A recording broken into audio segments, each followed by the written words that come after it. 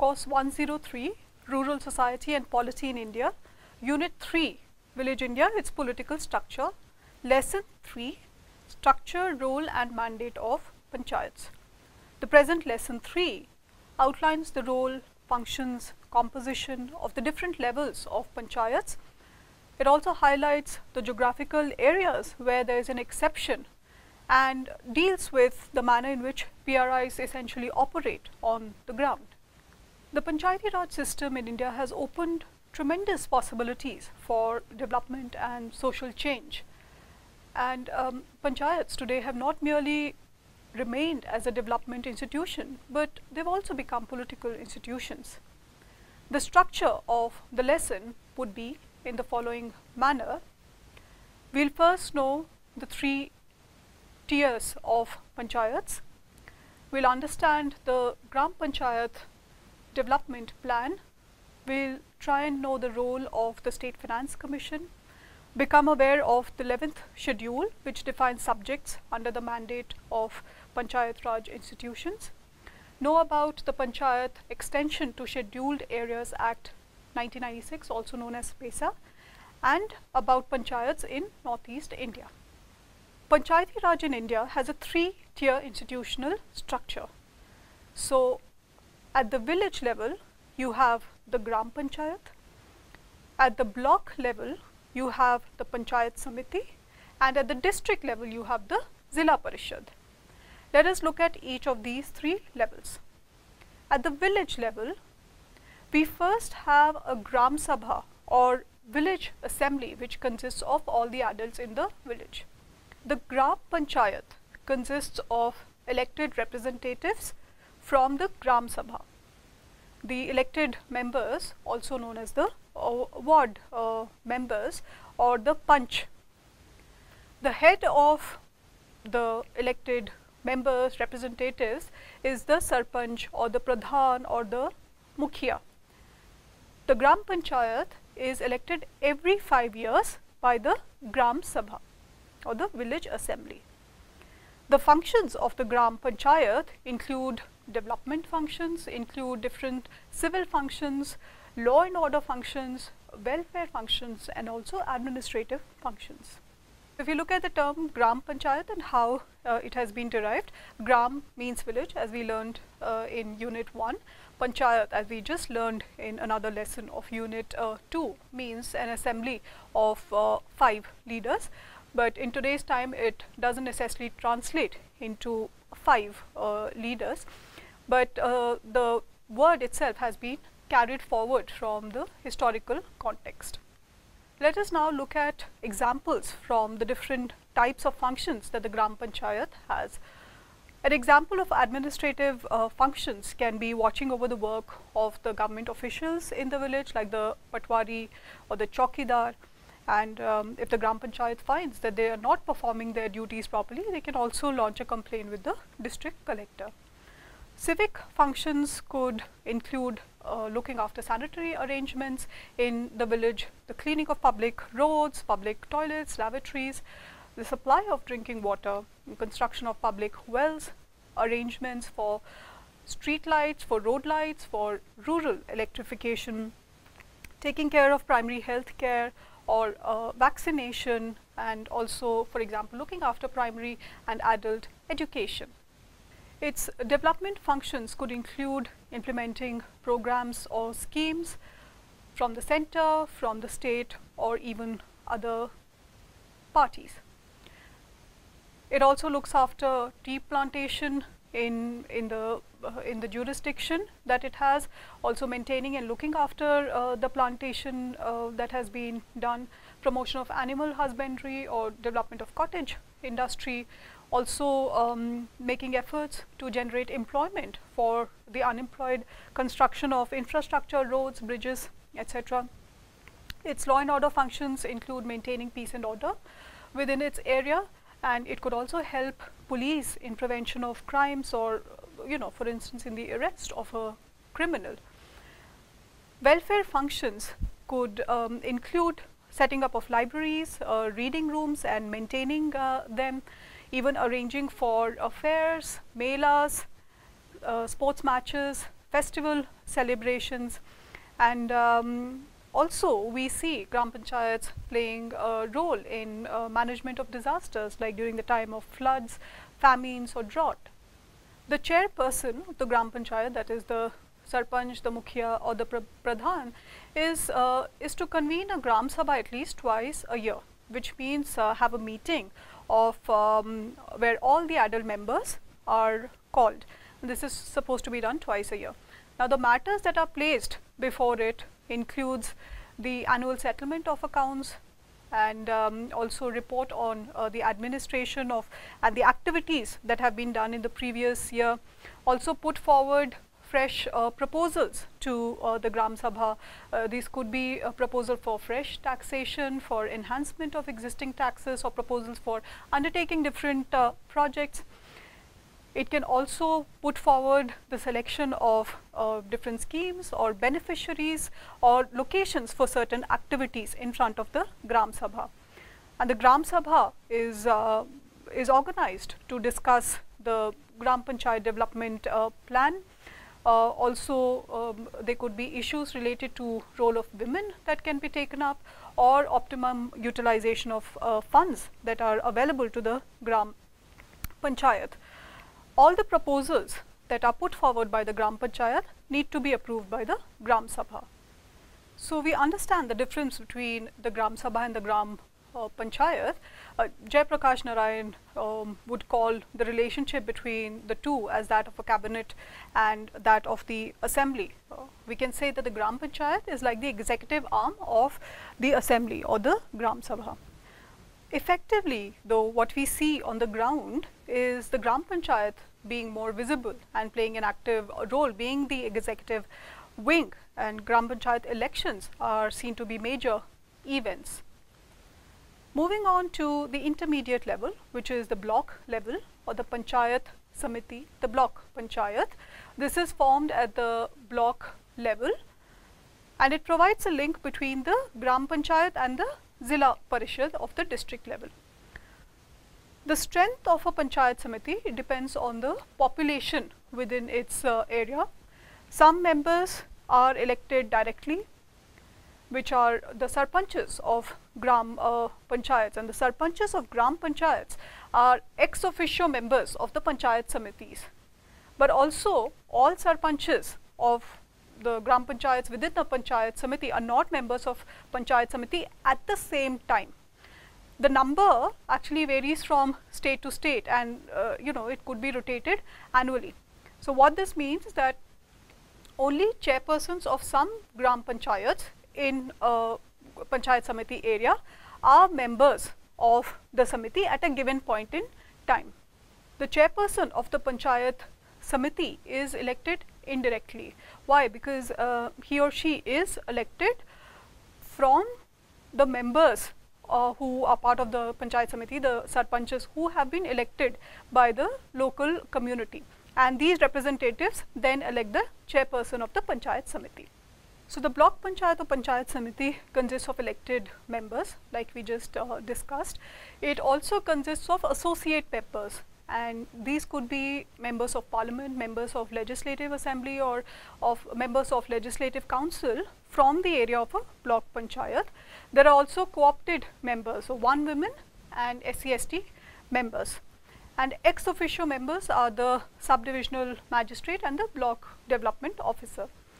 The block Panchayat takes care of different departments such as finance, public works, health, education, information technology, and there is an officer for each of its departments.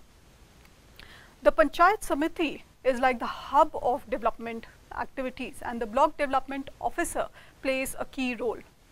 Some of the functions entrusted to the Panchayat Samiti are related to subjects of agriculture, land improvement, watershed development, social and farm forestry, technical and vocational education, and so on and so forth. Other functions include implementation of some specific plans, schemes, or programs to which the funds are earmarked. This means that a Panchayat Samiti has to spend money only on that specific project. The Zila Parishad or the district level Panchayat is the uppermost tier of the Panchayati Raj system. It has a supervisory function as a coordinating unit, and it links the Panchayat Samitis within the district. It links the entire intermediate level of the Panchayats that we have within the district, and it coordinates the activities of the intermediate level and the different Panchayat Samitis under it. It prepares district plans, and in the district plans the Samiti plans are integrated, and these are the district plans are then submitted to the state government. The Zila Parishad also approves budgets of the Samitis within the district. It also distributes the funds that are given by the government to the Panchayat Samiti. It also processes requests for grants to the state government. Some of its members are directly elected. So, all presidents, chairpersons of the block Panchayat or the Panchayat Samiti within a district are members of the Zila Parishad. The chairpersons of Panchayat Samitis are ex officio members of the Zila Parishad. So, by virtue of being the chairperson of a Panchayat Samiti, they are members of the Zila Parishad. MPs, MLAs and MLCs belonging to a district are also nominated members of the Zila Parishad. The president of Zila Parishad is elected indirectly by and from amongst its members. The vice president is also elected similarly. The district collector or the district magistrate heads the admin setup of the Zila Parishad, and one of the district admin officers also acts as a secretary of the Zila Parishad. The Zila Parishad meetings are conducted once a month, and special meetings can also be convened in order to discuss specific and special matters, and there are also different subject committees that are formed. The Zila Parishad looks after various development works. It undertakes schemes to improve agricultural production, to extend rural electrification and distribution, to initiate employment generation activities, to construct roads or other public works. It also performs welfare functions like relief during natural calamities. It also looks after establishing orphanages, poor homes or night shelters, and activities for welfare of women and children. In addition, functions that are entrusted to them under different central or state government programs or schemes. For example, the Jawahar Rozgar Yojana, which is a centrally sponsored scheme, money is directly given to the districts to undertake employment generating activities. The tenure of Panchayat at all the three levels is 5 years. Article 243G, as we also learned in the previous lesson, mandates preparation of plans, the Gram Panchayat development plans.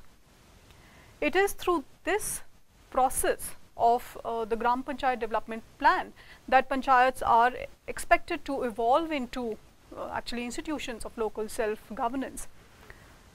These are integrated plans which are context specific and need based, and they should serve the purpose of optimum utilization of the resources and also be able to deliver maximum benefits. They should be designed in such a manner, and they should also be designed to match people's needs and priorities with available resources, but also at the same time be able to additionally mobilize local resources, and all of this through a very fair, inclusive, transparent and participatory process. And these should also focus on local development issues, local needs and priorities, and a local analysis of the problems, and also find a local solution to management of resources. The preparation of a Gram Panchayat development plan consists of identification of resources, so financial as well as human resources, promoting an environment for participatory planning through local interactions, meetings, mass media, etc., undertaking a situation analysis by assessing the amenities, civic amenities or infrastructure amenities, also looking at the socio-economic development context and the natural resources available. preparing specific projects, and finalization of a plan with a time frame of 1 year annual as also 5 years, getting then technical and administrative approvals, and also gathering thereafter the required institutional support, which includes management information system, and undertaking capacity building activities. The 14th Finance Commission, which was for the period 2015 to 2020, increased the flow of funds, direct funds to the local bodies, wherein 90% was to be given as direct grant and 10% as the performance grant.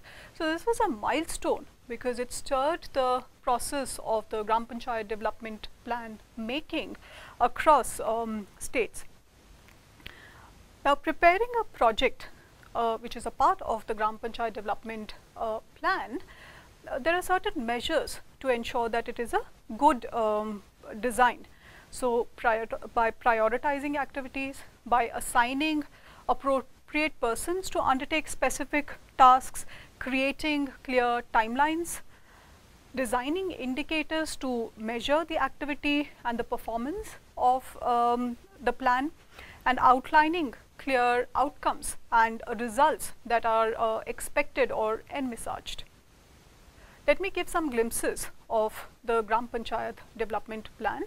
This is for the state of Odisha, and I think a period of 2015-16 to 2017-18.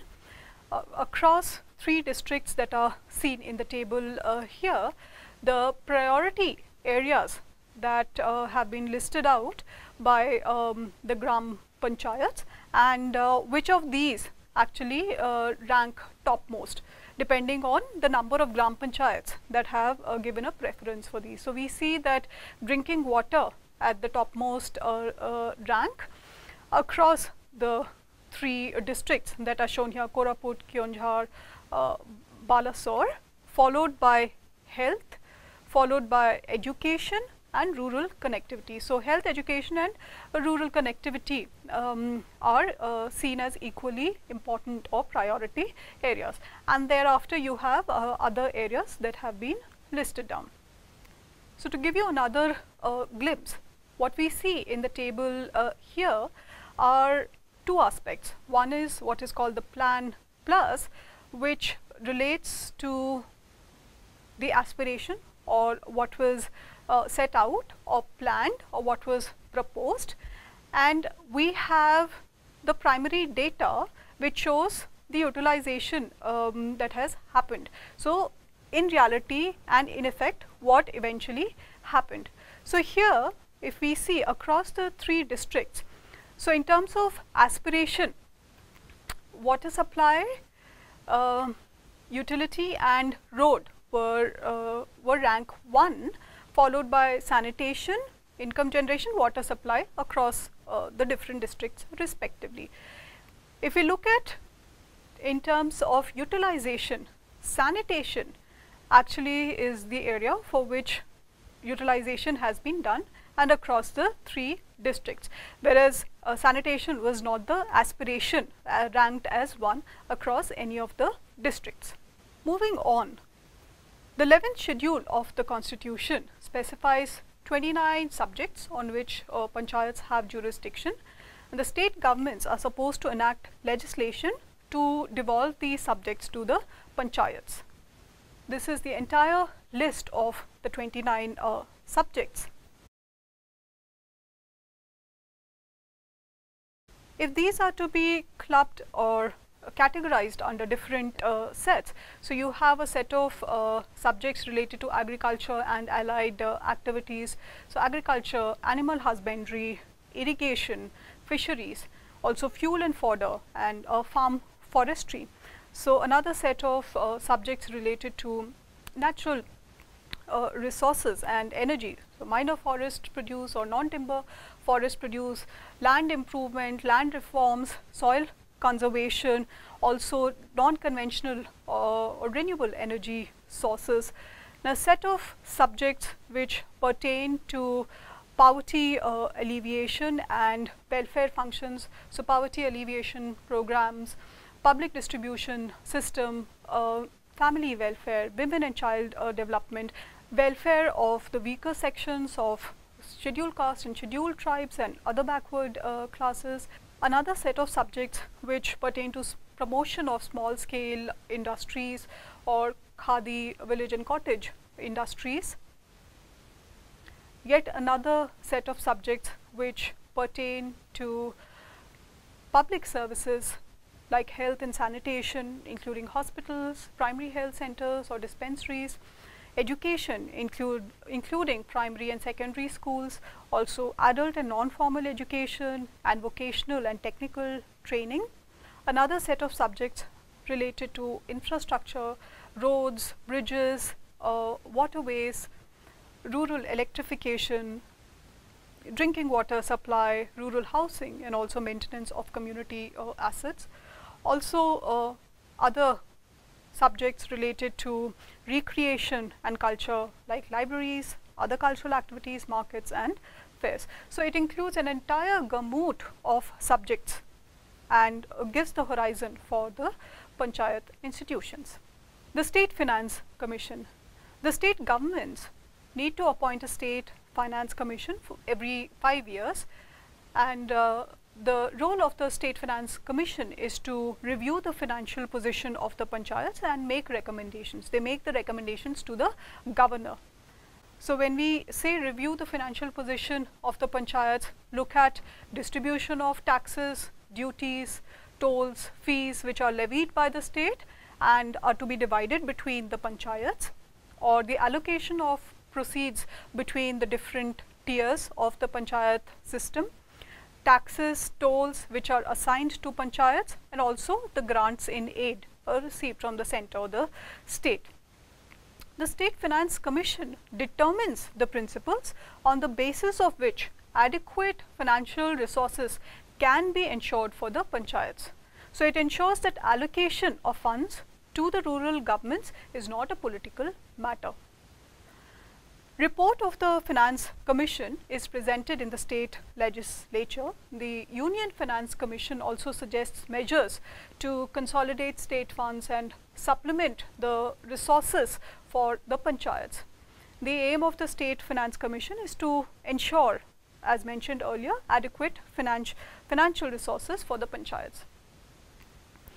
The revenue sources for the panchayats include own tax revenue from taxes assigned to and collected by the local bodies, taxes assigned to local bodies but collected by the state government and given entirely to the local bodies, shared taxes assigned to and collected by the state government and the share of the proceeds given to the local bodies, non-tax revenue, for example income from properties, compensation and grants in aid from the state government, loans from the state government or financial institution, or grants from state and central government which are tied to specific schemes.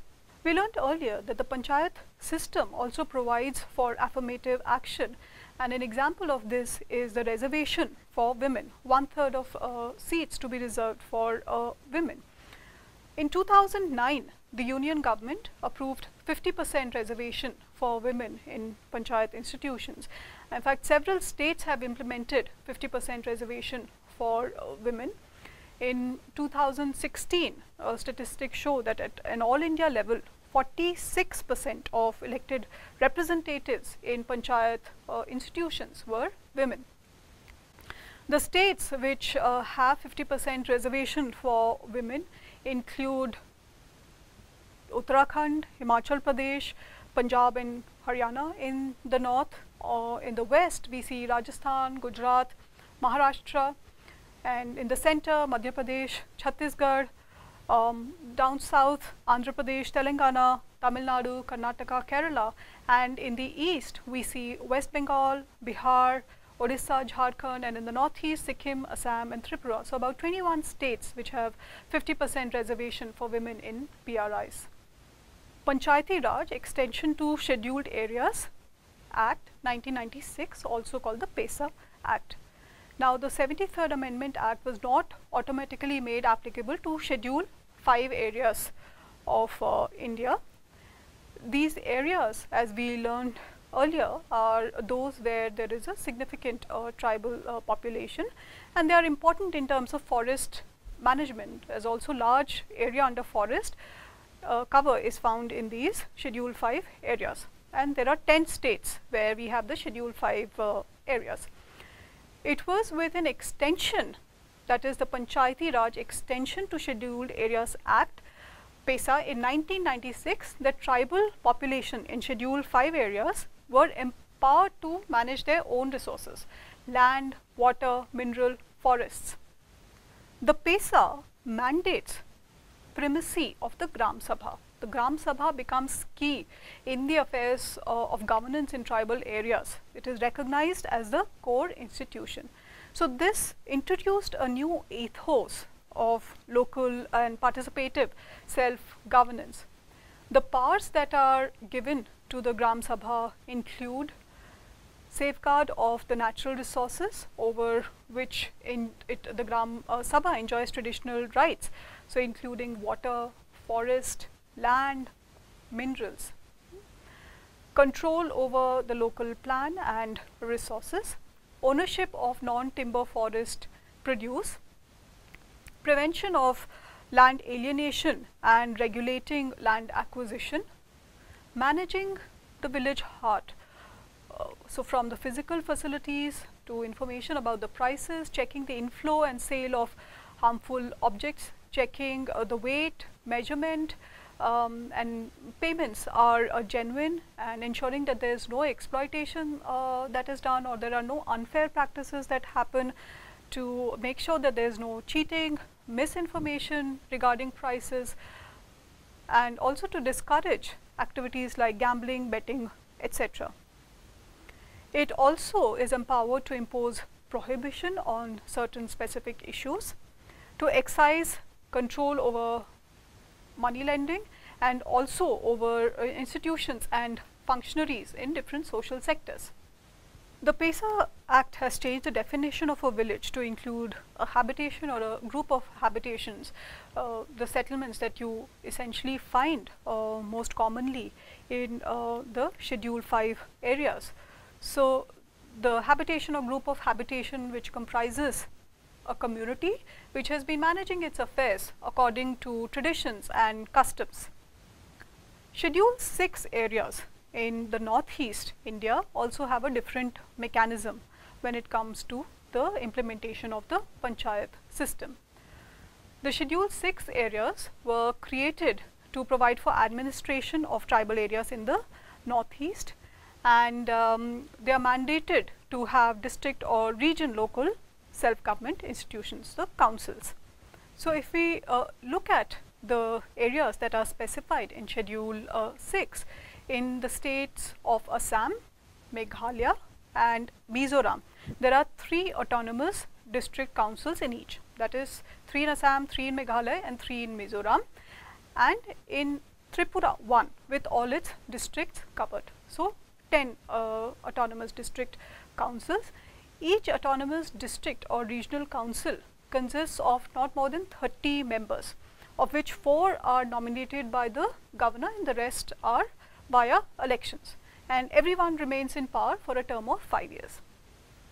The exact nature of the district councils differs from place to place. For instance, in Assam and Meghalaya, they are constituted at the district level, but in Mizoram they are constituted at the district but also at the subdivisional level, that is further division of the district at that level.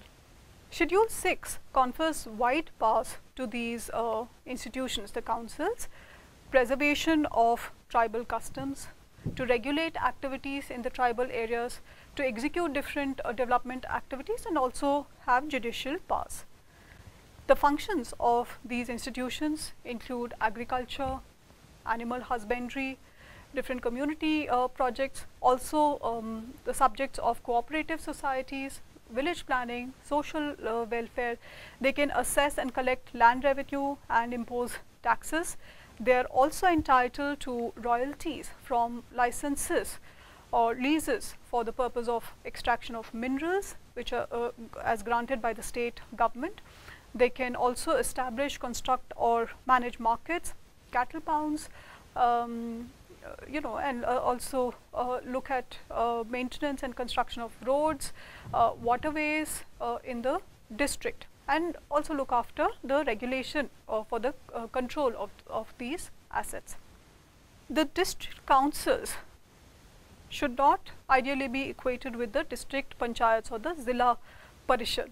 The district councils have more power, of course with variations within the different Schedule 6 areas given their specific historical context. So, in Meghalaya, district councils were constituted well before the state was created, whereas in some other cases these were more in response to local conflicts and tensions. The Panchayati Raj institutions are becoming political institutions and are not merely development institutions, but the system has opened tremendous possibilities for development and social change in Indian villages. I conclude the lesson 3 and give you an activity to do. What should an ideal Gram Panchayat development plan include? Make a GPDP or a Gram Panchayat development plan for a village in which you incorporate key elements that you think are important for an ideal plan. Thank you.